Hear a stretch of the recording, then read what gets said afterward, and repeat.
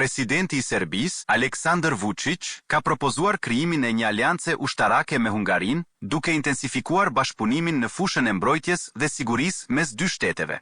Ky propozim është pasuar nga paralajmërimi i Milorad Dodik, presidenti i Republikës Srpska të Bosnjë dhe Hercegovinës, që ka shprehur interesin për të bashkuar në një marrëveshje ushtarake dhe të sigurisë me Serbinë dhe Hungarinë. Kjo nismë vjen pas nënshkrimit të një plani bashkëpunimi ushtarak mes ministrave të mbrojtjes të Serbisë dhe Hungarisë për vitin 2025, dokument që thellon marrëveshjen për bashkëpunim strategjik në mbrojtje të dy vendeve.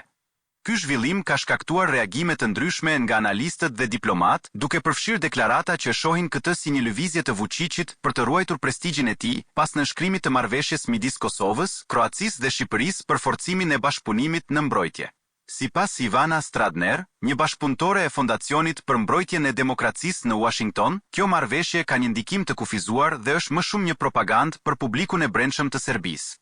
Për më tepër,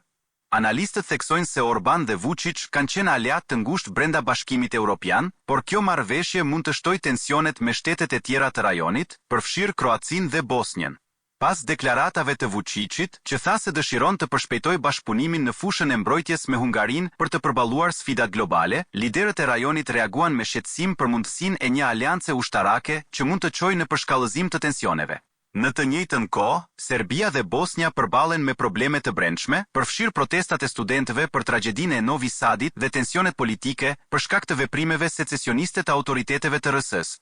Analistët e shohin këtë si një përpjekje për të distraktuar vëmendjen nga çështjet e brendshme dhe për të rritur ndikimin rajonal.